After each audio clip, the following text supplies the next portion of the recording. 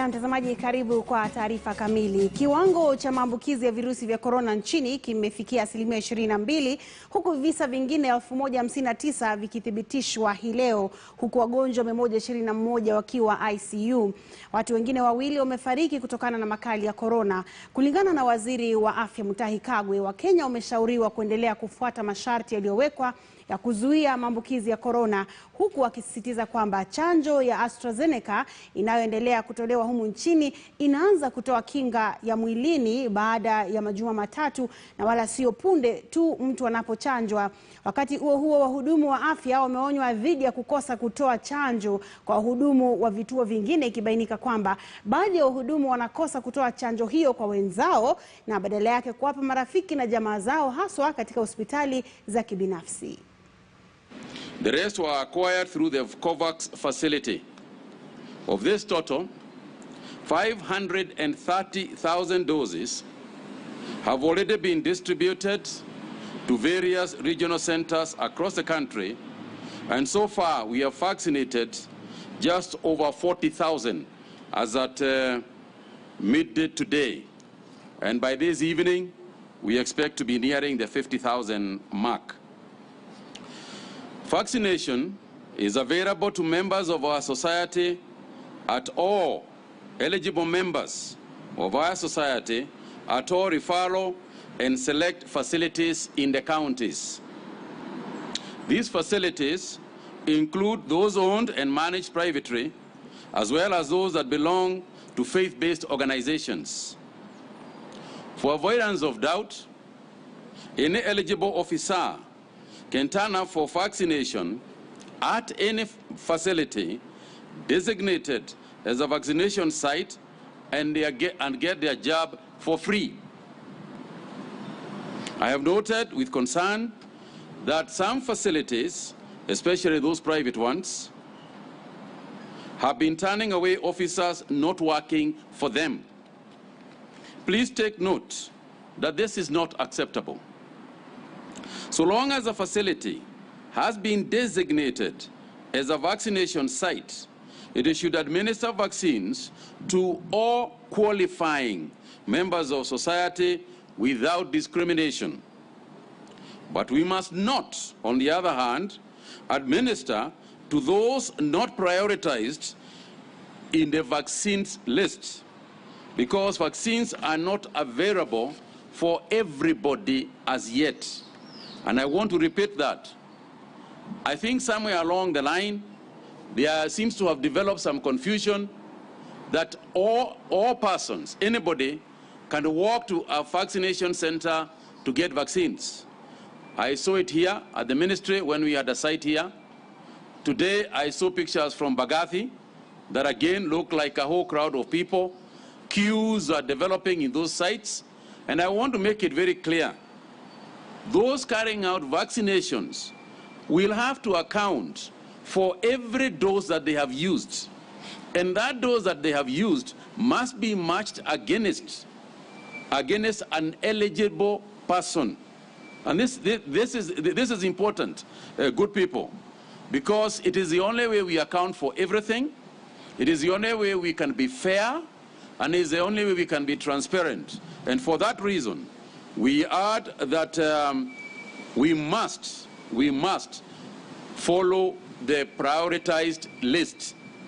We must adhere to the guidelines given as to who should be vaccinated before who. And should we receive information to the contrary, we may have no alternative but to take whatever legal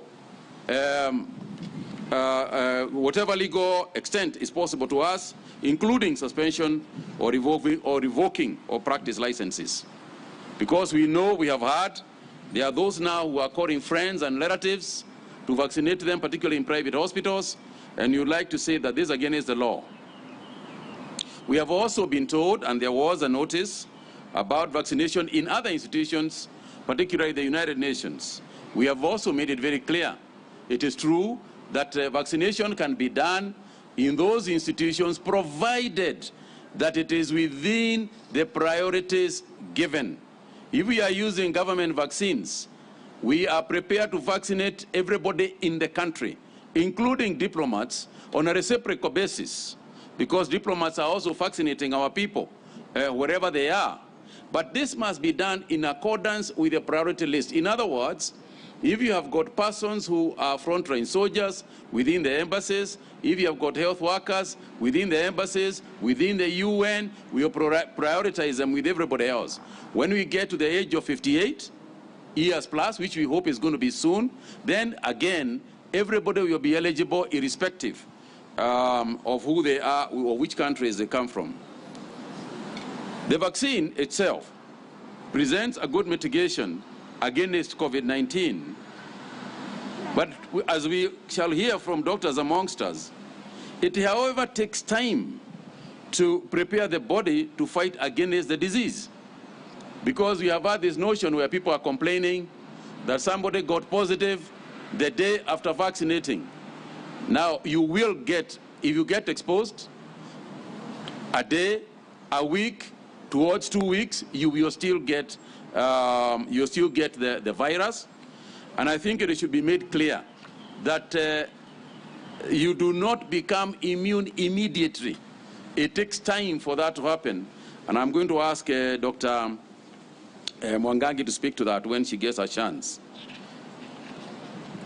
It therefore means that even those who get vaccinated need to continue observing other measures at all times. As I have said before, we expect to have the elderly and those with underlying conditions included soon. But we shall announce when this exercise is to start.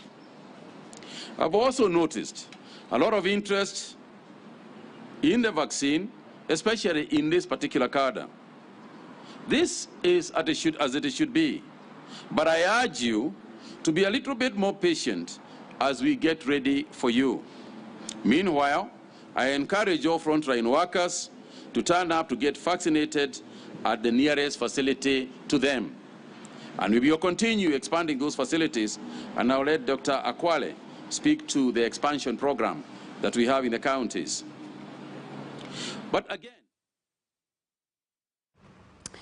na kilimo cha viazi mjini Nakuru kuimarika baada ya kampuni moja kufungua milango ya kukuza mbegu za viazi. Kampuni hiyo itakuwa ikiimarisha mbegu hiyo kisha kuwauzia wakulima misimu yote ya kilimo. Na basi mtazamaji, tuungane na mwanahabari wetu wa KTN Farmers Vivian Wandera anarifu kwa njia moja kwa moja kutoka Nakuru. Vivian, zamu hii ni yako. Asante sana Mary, tuko hapa katika maeneo ya Rongai, Nakuru County kwenye launch ya Potato Services Africa, ambapo wanazindua mbegu mpya ya viazi batata ambayo watu wanaweza kutengeneza viazi karai nyumbani, viazi vya chips na kutengeneza hata mashed potatoes kule nyumbani. Na hapa nami niko na Mr. Kimoi Moi ambaye ni mkurugenzi wa Potato Services Africa, ambaye atatuelezea mambo mengi zaidi kuhusu uzinduzi huu. Asante sana Kimoi. Karibuni. So, what new variety of potatoes are you launching today?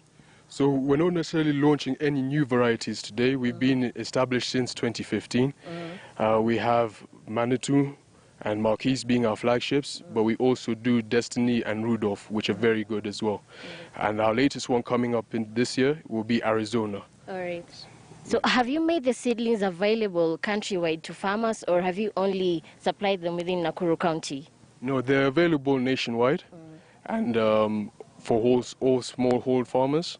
And we're excited to be able to show later on today when we launch our website how it will be easy to access. As well, we also have agrovets and partners all across the country where our seeds are available. All right.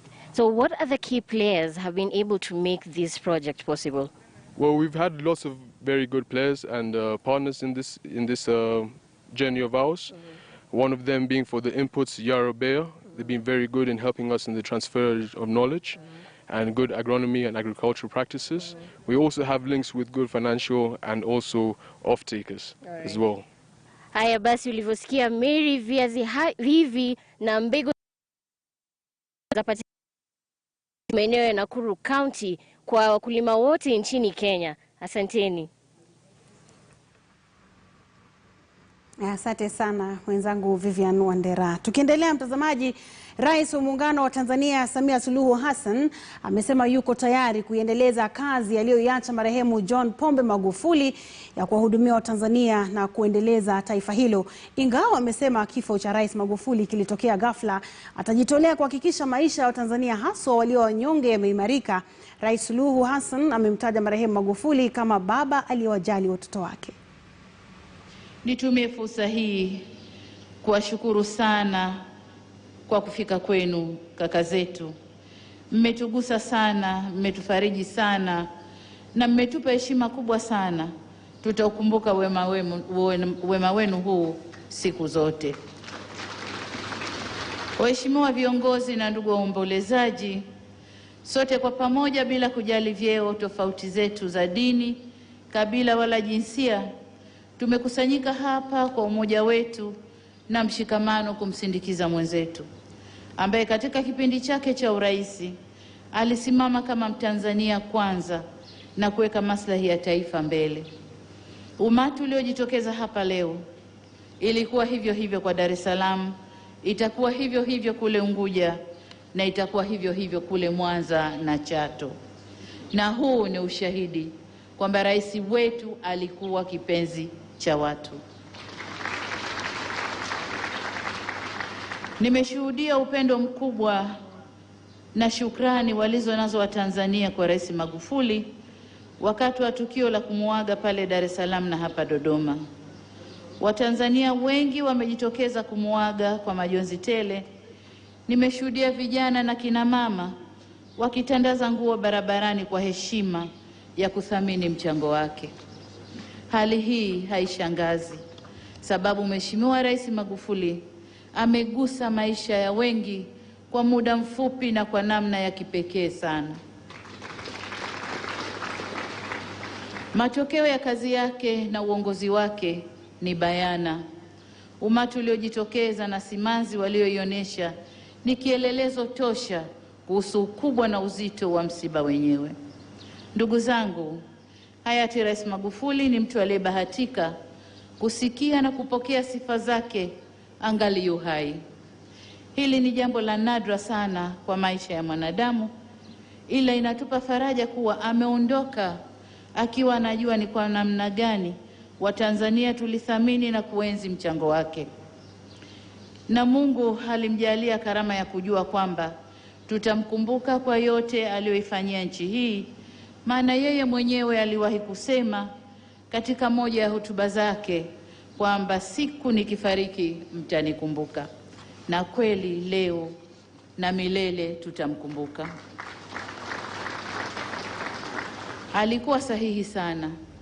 Tunamkumbuka sana. Wengi mmeandika na kumweleza kwa kadri mlivyojua, ili mradi kila mmoja anaomboleza kwa namna yake. Kweli Rais Magufuli, tunakukumbuka sana na vizazi kwa vizazi vitasimulia habari zako nzuri. Ndugu zangu, naomba mniruhusu na mimi binafsi japo kwa ufupi nimweleze hayati Rais Magufuli kama waziri mwenzangu kwanza, kiongozi wangu, mwalimu na mlezi wangu. Nilipata fursa ya kumjua Rais Magufuli nilipohudumu kama waziri wa muungano ndani ya Jamhuri ya Muungano wa Tanzania. Niliusudu utendaji wake wa namna alikuwa ni mfuatiliaji na msimamizi mzuri wa wizara yake ya ujenzi na hata alipokuwa uvuvi. Alibeba jukumu hili kwa uzito uliostahili na mara nyingi nilivutiwa na namna alivyotoa na kuwasilisha michango yake bungeni na kwenye baraza la mawaziri. Niliona dhamira ya mtu anayependa kazi yake. Alizijua barabara zote za nchi hii kwa majina, urefu na fedha zilizotumika kuzijenga. Na Rais Uhuru Kenyatta ametaja kifo cha Rais John Pombe Magufuli kama ambacho kimempokonya rafiki. Akitoa salamu za rambirambi kwa niaba ya taifa hili na Jumuiya ya Afrika Mashariki kama mwenyekiti wake, Kenyatta amesema kwamba kanda ya Afrika Mashariki inaomboleza kifo cha kiongozi aliyeheshimika si tu Tanzania bali Afrika Mashariki na Afrika nzima. Kulingana na Rais Kenyatta, marehemu Magufuli alileta taifa la Tanzania maendeleo makubwa haswa ya miundo msingi msingi. Rais Kenyatta ni miongoni mwa viongozi waliohudhuria hafla ya kumwaga Magufuli mjini Dodoma. Kwa dadangu Samia na sasa rais mwenzangu, barabara umeoneshwa na ndugu yetu Rais Magufuli. Mwito unao, hapa ni kazi tu.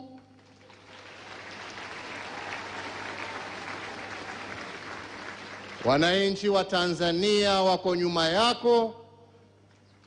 Yetu ni kuwaomba muendelee na umoja ambao mmekuwa nao, mshirikiane, mumuunge rais wenu mkono ndio aweze kuendelesha kazi ambayo imebaki, na Tanzania na sisi wote tuweze kujivunia na kufurahia kazi ambayo imeanzishwa na mwenzetu.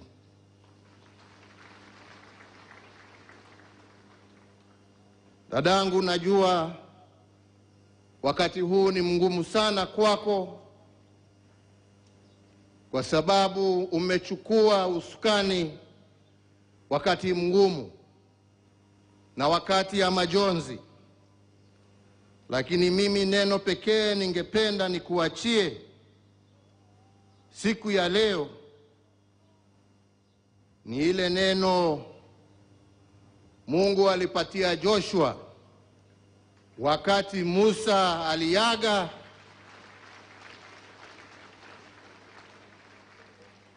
na Joshua akakuwa anajiuliza kama na uwezo wa kuendelea ama kujaza viatu vya Musa. Naye Mwenyezi Mungu akamwambia, uwe hodari, uwe na moyo wa ushujaa, usiogope wala usifadhike, kwa kuwa Mungu yupo pamoja nawe kila uendapo.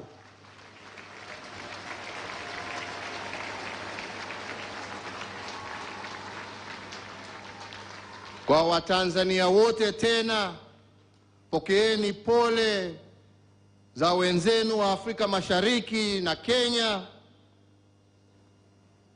Tuwasema Mungu aibariki nchi ya Tanzania na wananchi wote wa Tanzania. Mungu aibariki Afrika Mashariki.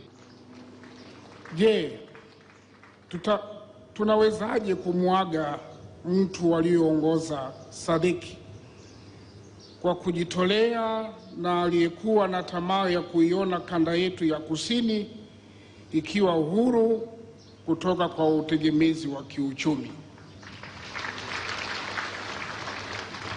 Ni dhahiri mafanikio ya mtoto huyu kutoka Tanzania na Afrika. Utulivu wa kisiasa wenye sifa nzuri na za wazi, ustawi wa kijamii na kiuchumi wa Tanzania, miundombinu ya msingi kwa ajili ya kuboresha hali ya maisha ya Watanzania, viwango vya juu vya ufanisi na utendaji bora vya serikali, yote haya ni matunda yaliyopatikana chini ya uongozi wa Rais Magufuli.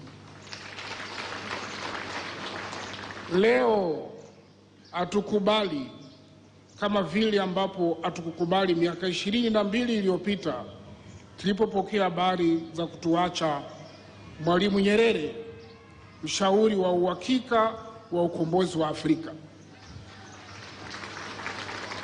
Leo vile vile hatukubali kama tusivyokubali mwaka wa 2020 tulipopata habari za kupotea kimwili kwa fundi mkuu wa majadiliano na maelewano Daktari Benjamin Mkapa. Mabibi na mabwana, SADC ipo hapa kwenye hafla hii ya kuagana na inawakilishwa katika kiwango cha juu kabisa kama mlivyoona. Mola ailaze roho yake mahali penye wema. Mtazamaji, tupate mapumziko mafupi mno na kisha nitarejea na taarifa zaidi. Usiende mbali.